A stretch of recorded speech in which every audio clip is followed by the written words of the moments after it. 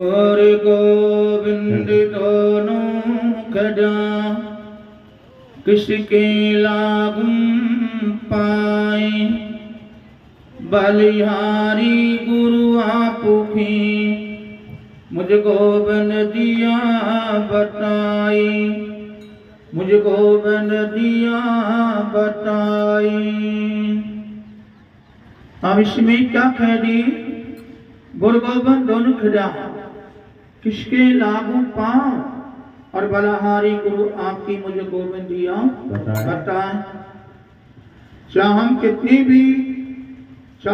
भी रामायण पढ़ लो, गीता पढ़ लो, चाहे कितनी भी हम भागवत पढ़ लो, वेद पुराण पढ़ लो, चाहे कितनी भी हम दान कर लो, कितनी पुण्य कर लो, चाहे कितनी भी हम सत्संग कर लो, कितनी भजन गा लो, आखिर में गुरु के बिना मानसिक प्राणी गुरु के बिना अधूरा होता है। गुरु के ज्ञान के बिना पंगा है। पंगा पंगा किसकी है?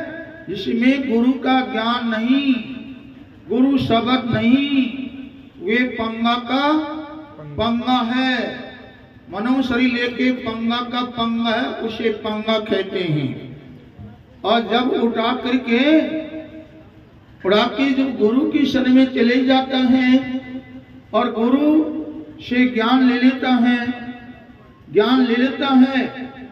और नाम सुन लेता है, तो वे कैसे हो जाता है? जैसे छोटा सा बच्चा है ना, जब तक चलवा नहीं सीखे तो पंगा है, और जब पाँव ले लेता है और जब भाग जाता है तो जान लो क्या हो गया? पावनदार हो गया। पंगा नहीं पे तो चलवा सीख गया। तो उड़ा के जिससे बात माने, जब तक कि हमारी को गुरु ने ज्ञान नहीं दिया तो बिना ज्ञान के बिना हम पंगा के पंगा। और गुरु से ज्ञान मिल जाए तो पंगा पड़ा मिट जाता है और चलवा लगी जाता है। ध्यान करने की बातें हैं। तो सत्संग में जो आता है वे भाग्यशाली हो जाता है, भाग्यशाली होता है। और जैसे बात मैंने क्या की है कि हमारी मन का मेल है, या मन का मेल कहाँ कटेगा? मन का मेल कहाँ धुपेगा? मन की सफाई कहाँ होती है? मन की धुपाई कहाँ होती है? सत्संगरूपी सागर में। सत्संगरूपी सागर है, ये सत्संगरूपी गंगा है। अब यह सत्संगरूपी सागर के अंदर हम आए और आकर के इसमें हम बैठ गए, तो अब हमारे मन की धुपाई हो रही है। अब मन की धुपाई हो रही है, भगवान की सफाई हो रही है। इसमें कितना फायदा मिलता है सत्संग में आने से, बैठने से, सुनने से।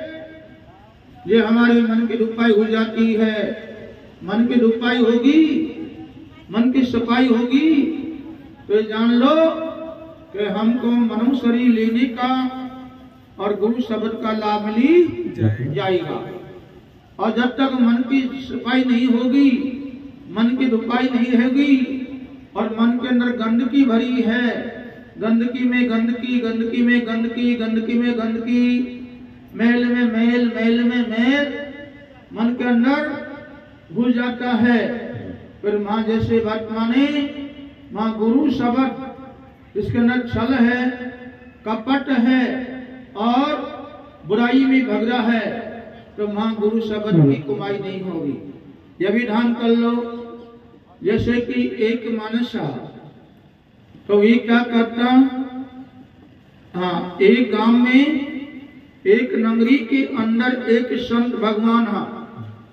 तो वे संत भगवान वे क्या करता?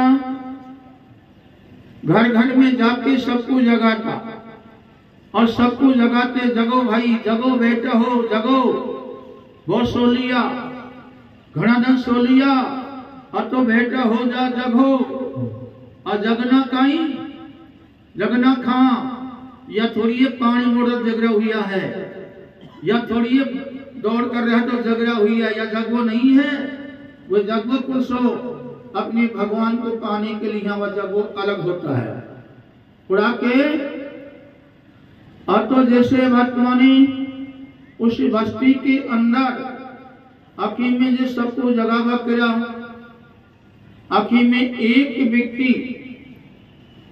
व्यक्ति खाया, वो संत के पास में आ गया और संत के पास में आए और आकर के संत को नमन किया और नमन करके और संत को हाथ जोड़ के पूछा, महाराज जी आप कहते हैं ससुर में आओ, ससुर में बैठो, सत्संग को सुनो और आगे के लिए तैयारी करो, जाना है आगे के लिए तैयारी करो, तैयारी बिना कहा नहीं पड़ेगी। हम इस बात को बोलते हैं कोने की ये संत की सन में आया हा, बट आप थोड़े बाद में करना मेरे आगे जैसे क्या के थोड़ी चलते रहो यहाँ से। हाँ, और कोई बात नहीं, जिन्हें आज बोलो गुरु जी महाराज की जय। आगे भीड़ मत रखो भाई। तो उड़ा के जैसे वर्तमानी आखिर में वो संत भगवान ने की बेटा तू जैसे 6 महीना भी नित्य रोज के तू संत के पास में आ जाएगा और संत के मुख से तू 1 घंटा का भी रोज के सत्संग को सुन लेगा तो तुझको इतना फायदा मिलेगा, इतना लाभ मिलेगा, ये तू गदगद हो जाएगा। ठीक है, और इतनी बात को संत भगवान ने कही, उनसे वो सन में आया जिससे आखिर में वे तो रोज के संत भगवान के पास में आए और संत भगवान के पास में बैठे और बैठ करके संत भगवान से आधी घंटा 1 घंटा उस सत्संग को सुने और अपने घर को चले जाए। ऐसे जाते जाते आते जाते सत्संग को सुनते सुनते उसको 6 महीना हो गया। 6 महीना होता ही वे संत भगवान से बोली कि महाराज जी आपने ये कही आपकी सत्संग को सुनवा से बड़ा फायदा मिलता है, बड़े लाभ मिलता है जीवन का। महाराज जी मुझे कोई फायदा मिला ही नहीं, सत्संग में मुझे कुछ मिला ही नहीं, सत्संग मुझे कुछ पाया ही नहीं और सत्संग से मेरे कोई लाभ नहीं मिला। तो बार बार ये कहता सत्संग में जाने से बड़ा फायदा मिलता है। महाराज जी मेरे को अब तक की सत्संग से कोई लाभ नहीं मिला। क्या कोई लाभ नहीं मिला बेटे? कि बस महाराज जी कोई लाभ नहीं मिला, आऊं चले जाऊं, आऊं चले जाऊं, आऊं चले जाऊं। बोलो क्या लाभ मिला? मुझे कोई लाभ नहीं मिला। इससे क्या फायदा होता है? सत्संग सुनने से कोई फायदा नहीं होता है।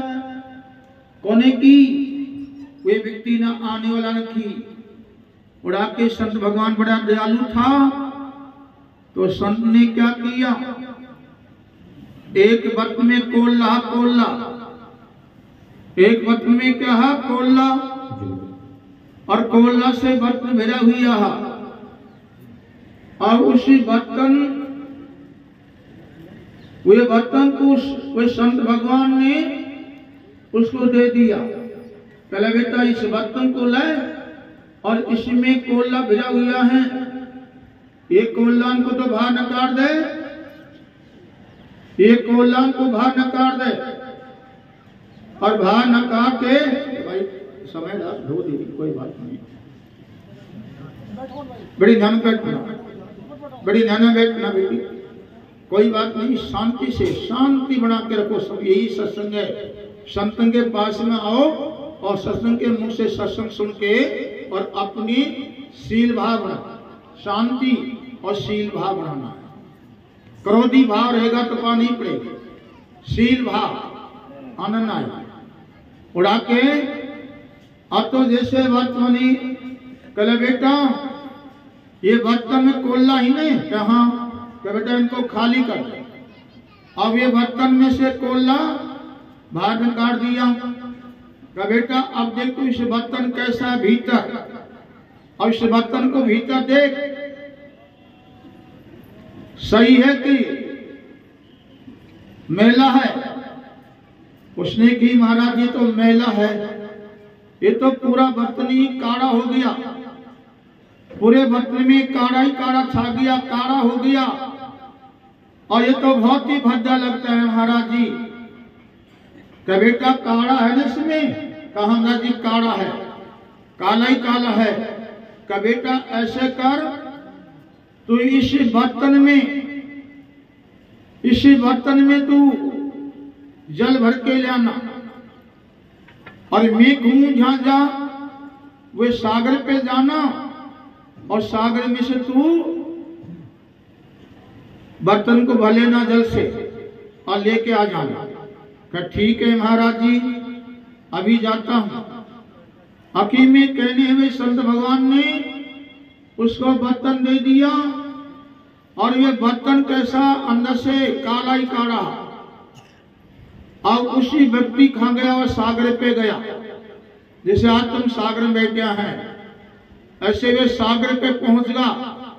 उस सागर पे पानी का पे, अब वहां जाके पहुंचा, और जाकर के उसने क्या किया? वे बर्तन को वो सागर में पानी से भर लिया। अब पानी से भरे उस बर्तन को और खान लेकर चल दिया, वे संत के पास में लेकर चल दिया। किसको? काले बर्तन को। और संत के पास में ले बर्तन पहुंचा, तो वह पानी गैला गैला में ही निकल गया। गैला गैला में बर्तन में से पानी निकल जाता है, बर्तन खाली हो गया। मां संत भगवान की बेटा पानी भर लाया बर्तन में, कि महाराज पानी तो भर लाया, और महाराज जी तो यहां तक खाली हो गया। खाली हो गया का खाली हो गया का बेटा ओजू दोबारा जा, बेटा ओजू दोबारा जा, और जल्दी जा। दोबारा खना दिया, ले बर्तन को सागर में पानी भरने के लिए, और फिर पानी भर के ले आया। फिर गला में खाली हो गया। खाली होता है, फिर बोले कि महाराज जी तो अब भी खाली हो गया। क्या बेटा खाली हो गया? क्या हो गया? क्या बेटा तिबारा फिर जा।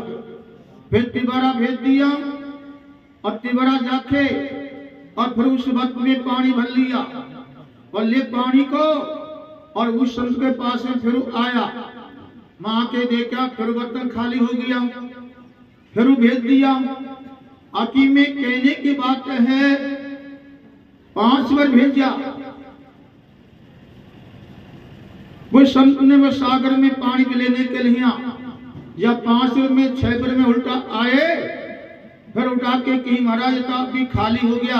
तो बेटा खाली तो हो गया, पानी भरने से अब बर्तन खाली तो होगा, पर या देख अब इसके अंदर काड़ा है कि नहीं है, इसके अंदर काड़ा है कि नहीं है। उसने की महाराज जी अब मैं बर्तन को देखता हूं ढंग से। तो मैंने बर्तन को ढंग से देखा अंदर, तो अब में किसी चमकारी इतने काला पना वे तो छूट गया, मट गया, और चमक बर्तन में आ जाती है। कालापना धुप जाता है, कालापना मिट जाता है, कालापना निकल जाता है, और उस बर्तन की साफ सफाई होने लगी तो उसके चमक आ जाती है। उड़ा के जैसे बात माने ध्यान करने की बात है। जब संत भगवान ने की बेटा, दिमाग से कमजोर तो ठेलन भाई, वो दिमाग कमजोर है। अरे वो दिमाग से कमजोर है, तू बैठ हो सकता लाला, वो तुमने सब ये भाई दिमाग से कमजोर है। आराम से, आराम से, आराम से, आराम से भाई, हम कौन दिमाग उड़ा की जैसे बात माने। जब तू उड़ा की बेटा, जो तू बर्तन को पानी में भर के लाया, और गंदा पानी निकल गया, धुलता गया, गंदा पानी निकल गया, धुलता गया।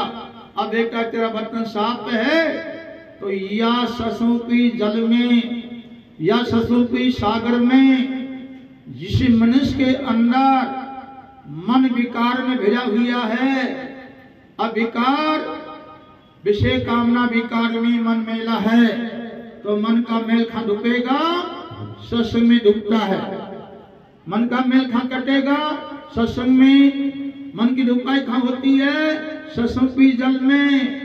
तो ये स्वरूपी बर्तन है, ये स्वरूपी बर्तन है और इसके अंदर मन है, यही में चित्त है, यही में बुद्धि है, यही में अहंकार है। चार अंतःकरण हैं, चित्त बुद्धि मन और अहंकार। अब इनकी धुपाई खा होगी, इनकी गंदगी खांसू निकलेगी ससुपी जल में।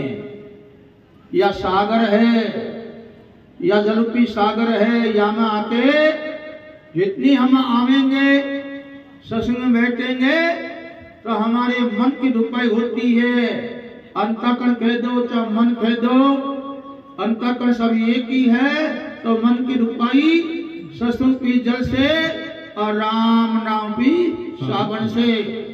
जब मन की धुपाई होगी तो आज तुम्हारे मन की धुपाई हो रही है। और यह टाइम में जितनी माता है बहन है हमारे भाई आज ससुर में जब आए हैं बैठे हैं ने, तो अब यह टाइम में सब मन की सफाई हो रही है।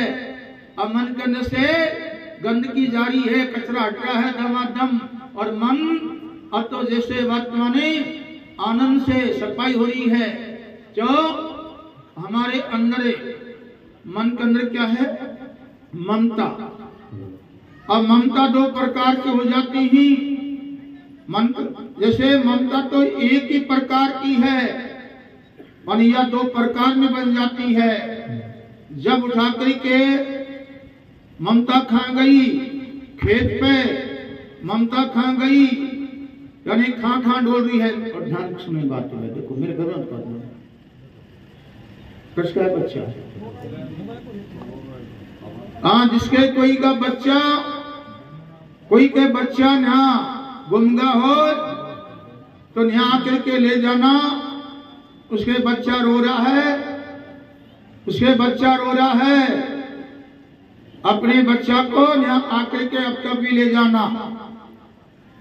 जो रो रहा है बच्चा, कोई का बच्चा होता आके यहाँ ले जाना। ऐसा किस्सा माँ बाप ये बच्चा छोड़ के खांडोल रहा है, बोलो वे क्या माँ बाप ही के, बोलो जिनके बच्चा न्यास रो रहा है तो दया भी नहीं मेरा बच्चा कहाँ है। और आके जैसे ध्यान करने की बातें हैं तो मेरा कहना ये सत्संग की गंग में आए सत्संग गंग में नहाले, तेरा मन का मैल छुड़ा ले। आए सत्संग गंग में नहाले, तेरा मन का मैल छुड़ा ले। आए सत्संग गंग में नहाले, तेरा मन का मैल छुड़ा ले। ओ सत्संग गंग में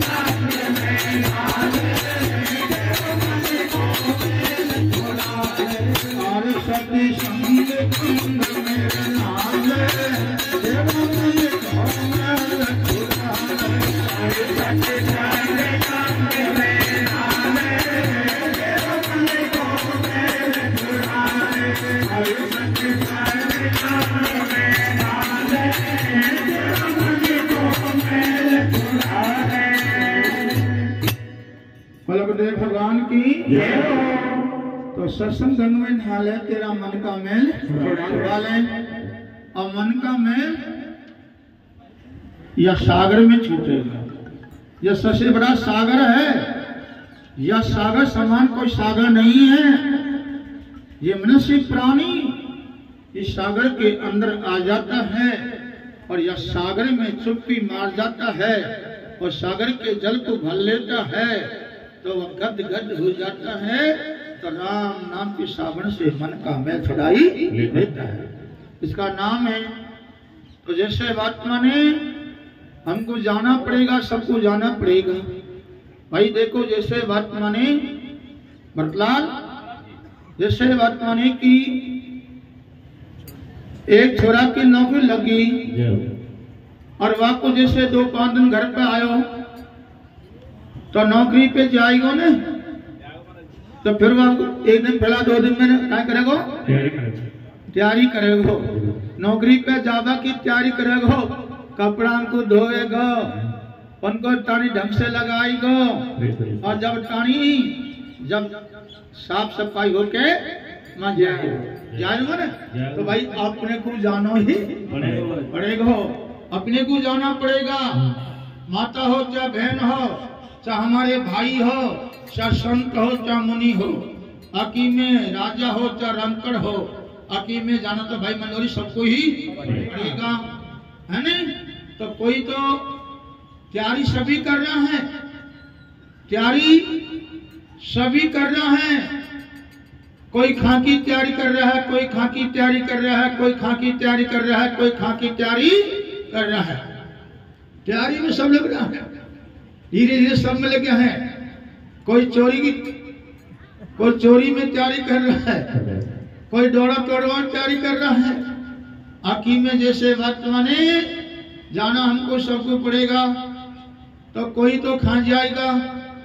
खीने जाने का नहीं ठिकाना भाई, जावा को भी ठिकाना नहीं है, अरे कौन सेवा में जाएगा।